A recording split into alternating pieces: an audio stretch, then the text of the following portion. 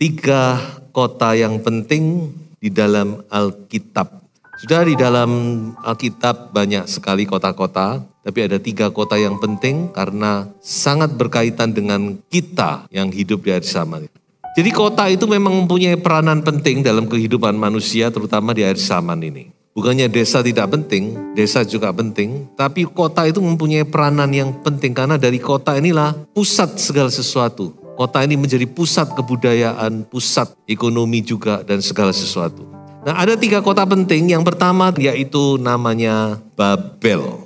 Kota ini sangat penting dalam Alkitab dan muncul kurang lebih 300 kali kata Babel. Kalau saudara pelajari baik dalam Perjanjian Lama, bahkan sampai kitab Wahyu kita melihat tentang Babel. Nah, mari kita mulai dengan siapa yang membangun Babel itu. Babel dibangun oleh seorang yang namanya Nimrod. Dia adalah seorang pemburu yang gagah perkasa. Pemburu, a mighty hunter, pemburu. Kata pemburu itu dalam Alkitab konotasinya kurang baik. Sebab itu saya berharap tidak ada jemaat yang punya hobi berburu. Karena berburu itu pasti menumpahkan darah, apalagi untuk sekedar hobi. Walaupun binatang itu tidak punya roh, tapi dia punya jiwa. Jadi kalau kita berburu hanya sekedar hobi, mati, berlumuran darah, wah seneng, sukses. Nah itu nggak baik. Ya, jadi kalau ada yang punya hobi berburu, saya mohon coba hobi saudara itu diganti yang lain, yang sehat. Jadi Nimrod ini seorang pemburu yang gagah perkasa dan dia mendirikan banyak kerajaan dan kerajaan yang pertama dan utama yaitu Babel namanya. Itu di Kejadian pasal 10. Nah, di Kejadian pasal 11 kita melihat adanya Menara Babel. Jadi sudah tahu tentang cerita dari Menara Babel di mana manusia pada masa itu berkumpul ingin mendirikan satu bangunan yang monumental. Yang tingginya mencapai langit. Sampai sekarang juga sama. Negara-negara maju ingin membuat bangunan yang setinggi mungkin. Yang paling tinggi di dunia. Berapa tahun silam yang namanya bangunan tertinggi itu namanya Taipei 101. Dari atas kita bisa melihat seluruh bagian kota Taipei. Tapi sekarang sudah ketinggalan. Tidak tahu siapa mana bangunan yang tertinggi. Jadi mereka ingin mendirikan bangunan yang monumental dikatakan untuk mencari nama. Bagi siapa? Ya bagi diri mereka. Bagi manusia. Makanya Tuhan tidak berkenan. Akhirnya terjadi kekacauan. Tuhan kacaukan. Jadi kalau Tuhan mau mengacaukan tuh kayak balik tangan saja. Dikacaukan oleh Tuhan sehingga terjadilah kekacauan. Dan bangunan ini mangkrak tidak jadi dibangun. Makanya namanya Babel. Babel itu sebenarnya artinya adalah chaos, confused, bingung dan kacau balau. Itu artinya Babel. Jadi dari sini kita menyimpulkan bahwa Babel itu adalah simbol keangkuhan manusia. Simbol daripada manusia yang ingin menyamai Tuhan. Ingin melawan Tuhan. Makanya sama Tuhan dikacaukan. Tidak bisa manusia kok ngelawan Tuhan. Tidak bisa. Dan ini sekarang masih terjadi. Maka nanti di akhir zaman ada seorang manusia yang akan duduk sebagai penguasa tunggal dan minta disembah sebagai Allah. Jadi memang Nimrod itu sebenarnya adalah gambaran dari tokoh itu, saudara. Jadi apa yang mula-mula dibangun oleh Nimrod, nanti pada akhirnya akan dihancurkan oleh Allah. Babel akan diruntuhkan, itu berita dari kitab Wahyu. Makanya Alkitab itu saudara bisa lihat dari Kejadian sampai Wahyu itu satu kesatuan, benang merah kelihatan. Apa hubungannya Kejadian dan Wahyu? Di dalam kitab Wahyu dikatakan bahwa satu saat Babel itu akan diruntuhkan. Babel akan dihancurkan. Sebelum kedatangan Tuhan, Babel akan dihancurkan. Jadi Babel itu ada. Dan jangan berpikir Babel itu sebuah kota yang nanti akan dibangun di tempatnya itu di sebelah sana. Hanya orang berpikir begitu, oh Babel akan dibangun lagi dan sebagainya. Kejayaan. Bukan itu. Memang kota Babel sudah hancur, runtuh. Kerajaan Babel sudah hancur. Kota yang namanya Babel juga sudah tidak ada, walaupun mungkin puing-puingnya masih ada. Tapi yang dimaksud di dalam Wahyu 17 dan 18 dengan Babel, saya beritahu, nah ini. Jadi Wahyu 17 dan 18 itu bicara Babel tapi berbeda. Kalau Wahyu 17 itu bicara tentang religious system, sistem keagamaan. Makanya di dalam Wahyu 17, Babel itu digambarkan dengan, mohon maaf, pelacur. Wanita. Wanita itu selalu identik dengan religion, dengan church, dengan gereja. Jadi Wahyu 17 itu bicara tentang seluruh sistem religion yang dibangun oleh manusia. Bukan Allah yang membangun, tapi manusia membangun. Ada upaya-upaya juga ingin menyatukan seluruh agama di dunia, bukan? Dan semua itu tidak akan berhasil, akan dihancurkan. Memang kalau mau bicara ini harus belajar kitab Wahyu. Tetapi Wahyu pasal 18, Babel itu digambarkan sebuah kota yang luar biasa. Dan itu pun dihancurkan. Jadi di dalam Wahyu 17 bicara tentang religious system. Di dalam Wahyu 18 berbicara tentang political and economic system. Politik dan ekonomi dunia ini satu saat akan runtuh semuanya. Yaitu nubuat firman Tuhan. Tinggal kita lihat saja. Kalau saudara peka, ya saudara akan melihat. Karena kita sedang menuju kepada penggenapan itu. Jadi sistem politik, sistem ekonomi, sistem monetary system, keuangan, peradaban, semua nanti satu saat akan runtuh sebelum kedatangan Tuhan yang kedua kali. Jadi kalau saya pikir di sini, uang yang kita simpan di bank itu mungkin satu saat nggak ada artinya. Kalau perbankan runtuh mau apa? Ya kita nggak tahu. Tapi firman Tuhan pasti digenapi. Jadi inilah gambaran dari sebuah sistem. Jadi Babel bukan lagi berupa kota, tapi berupa sistem, segala bentuk sistem yang dibangun oleh manusia, dibangun oleh keangkuhan manusia, dibangun oleh human power, kekuatan manusia. Manusia sekarang merasa hebat, merasa kuat, bahkan mungkin berpikir masih bisa menyaingi Tuhan. Apa yang tidak bisa dibuat manusia? Teknologi begitu luar biasa. Dari dunia sampai bawah dunia sampai angkasa semua dikuasai oleh teknologi. Tapi satu saat semua itu akan dihancurkan. Nah, itu ada pesan di dalam Wahyu bagi kita. Mari kita baca saja. Wahyu 18 ayat 4 dan 5. Lalu aku mendengar suara lain dari sorga berkata, pergilah kamu hai umatku, pergilah daripadanya, supaya kamu jangan mengambil bagian dalam dosa-dosanya, dan supaya kamu jangan turut ditimpa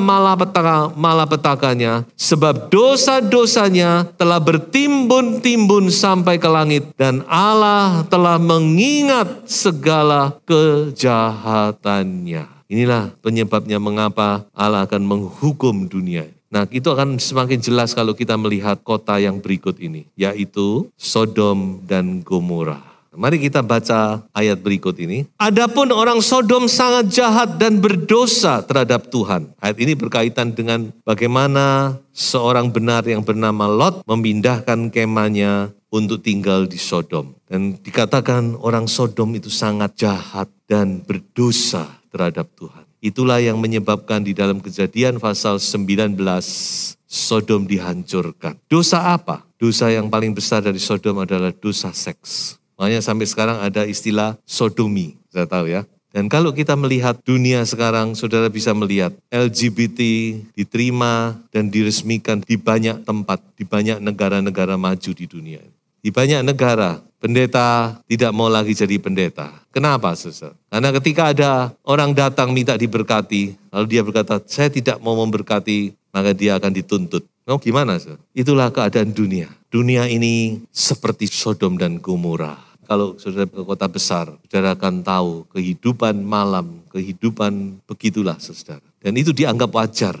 Jadi kalau sudah dasar yang paling dasar, marriage antara pria dan wanita ini sudah dikacaukan, ada pendeta yang berbicara. Kalau hal yang paling dasar ini, pria dan wanita, sudah dikacaukan menjadi pria dan pria, wanita dan wanita, berarti itu sudah dekat dengan penghukuman.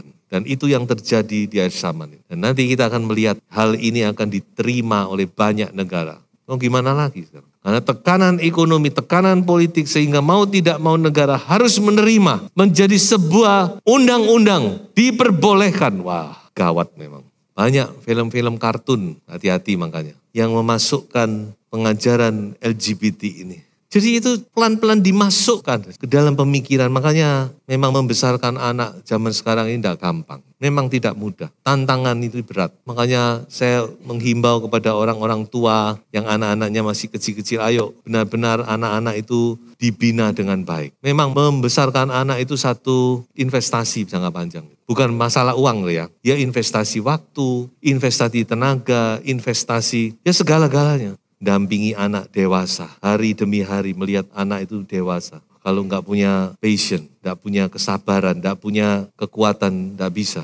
Yang penting orang tua itu ayo benar-benar diajar dengan baik anak itu. Ini cuma ya menyimpang sedikit. Jadi saudara-saudara kita kembali lagi kepada kota ini, Sodom dan Gomora. Dan dikatakan satu saat Sodom dan Gomora di Kejadian 19, Sodom dan Gomora dihancurkan oleh Allah. Dan di situ ada peringatan yang masih terngiang di Perjanjian Baru. Dikatakan ingat akan istri Lot. Sudah keluar tapi masih menoleh ke belakang dan menjadi tiang garam. Kita masuk kepada kota yang ketiga adalah kota Yerusalem. Kalau tadi 2 kota atau 3 kota yang kita sudah bicarakan itu sudah tidak ada, tapi Yerusalem masih ada.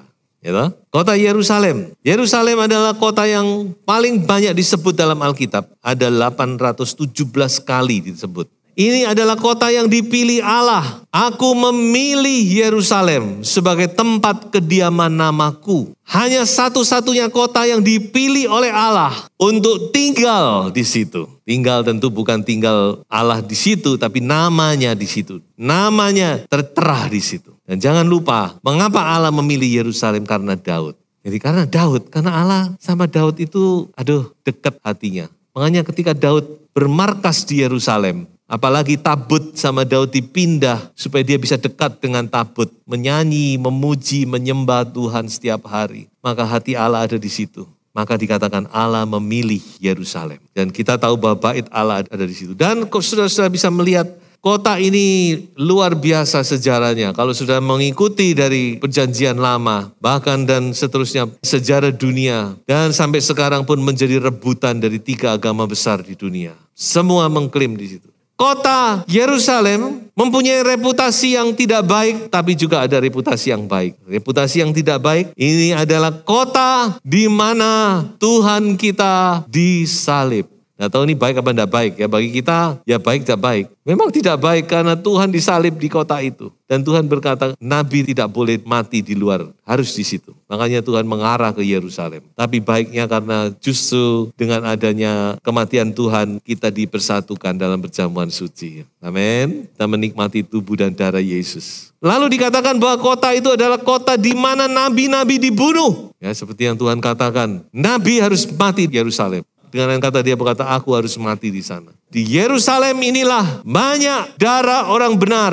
Banyak darah hamba-hamba Tuhan mati di situ. Banyak nabi-nabi yang dibunuh. Dan nanti di akhir zaman, 2 saksi Allah, Wahyu pasal 11, juga akan mati di Yerusalem. Ini 2 saksi yang dikirim oleh Allah untuk mendampingi khusus bangsa Yahudi melewati masa 3,5 tahun aniaya. Dan di akhir pelayanannya, 2 saksi ini akan mati di kota Yerusalem. Jadi kita lihat, saudara, dari dulu sampai sekarang, reputasi Yerusalem adalah, Yerusalem dunia ya, adalah kota yang banyak menumpahkan darah orang-orang benar.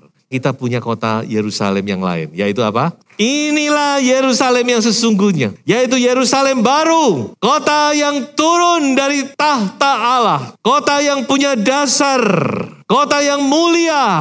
Kota yang tidak ada lagi dosa di dalamnya. Tidak ada lagi ratap tangis di dalamnya. Kota yang penuh dengan sukacita. Dan kota di mana kita akan tinggal selama-lamanya bersama-sama dengan Allah. Jadi inilah yang harus menjadi kerinduan kita. Yerusalem baru. New Jerusalem. Wahyu 21 dan 22. Sudah bisa melihat kemuliaan kota ini. Kota 3 dimensi. Panjang, lebar, tinggi. Punya tinggi. Kita tidak bisa membayangkan, saya juga tidak berani membayangkan. Cuma bayangan saya yang terbatas ini, mungkin kota ini punya sab-sab. Ya tidak tahu lah saudara-saudara, kita masih buta. Memang Tuhan tidak akan menyatakan semuanya. Supaya nanti kalau kita ada di sana, kita akan berkata seperti Ratu Sheba ketika bertemu dengan Salomo. Separuhnya saja aku belum pernah bayangkan. Inilah kota tempat tinggal saudara dan saya di dalam kekekalan. Haleluya. Disinilah kita akan tinggal. Ya, inilah kota yang menjadi kerinduan setiap orang percaya. Kita rindu ada di dalam kota itu. Tapi apakah Yerusalem baru itu, kota ini hanya saat itu saja? Apakah Yerusalem kota ini hanya nanti kalau kita meninggal baru kita bisa menikmati Tentu waktu itu kita menikmati secara fisik. Tapi secara rohani Tuhan juga berkata kita ada di dalam kota itu. Mari kita baca ayat ini saudara. Ibrani 12 ayat 22 dan 24. Tetapi kamu sudah datang ke Bukit Sion, ke kota Allah yang hidup, Yerusalem sorgawi, dan kepada beribu-ribu malaikat, suatu kumpulan yang meriah, dan kepada jemaat anak-anak sulung yang namanya terdaftar di sorga, dan kepada Allah yang menghakimi semua orang, dan kepada roh-roh orang benar yang telah menjadi sempurna, dan kepada Yesus pengantara perjanjian baru, dan kepada darah pemercikan yang berbicara lebih kuat daripada darah Habel. Nah inilah kita sekarang. Kita sudah ada di kota itu. Walaupun kita belum masuk di kota Yerusalem baru. Tetapi kita sudah secara rohani kita dikatakan ada di kota itu. Karena Yerusalem ini juga berbicara tentang gereja Tuhan. Persekutuan anak-anak Tuhan. Yang namanya terdaftar di sorga. Saudara dan saya, nama kita terdaftar di sorga. Amin. Inilah kita. Kita ada di kota itu. Gereja, bukan bangunan ya, bukan bangunan gereja, tapi gereja Tuhan, organismenya, bukan organisasi juga, tapi organisme, anak-anak Tuhan berkumpul menjadi satu bagian gereja, orang percaya yang sudah ditebus oleh darah Yesus. Kita ada di dalam kota itu. Dan firman Tuhan berkata bahwa kota itu adalah kota yang tak tergoyahkan. Kerajaan yang tak tergoyahkan. Ini yang dikatakan. Bahwa kita ada di kota itu. Kota itu tidak akan goyah. Karena Allah ada di dalamnya. Amin. Haleluya. Sebab itu saudara jangan goyah. Apapun masalah persoalan. Apapun keadaan kita. Ke depan mau apa kita nggak tahu. Jangan goyah. Karena Allah menyertai saudara dan saya. Amin. Ayo kita tingkatkan kesetiaan kita. Jangan tinggalkan kota itu. Karena kota itu kota yang tidak akan goncang. Firman Tuhan memang berkata, saya akan akhiri dengan firman ini. Bahwa satu kali semua yang ada di dunia ini akan digoncangkan. Itu yang saya katakan tadi bukan? Satu kali semua akan digoncangkan.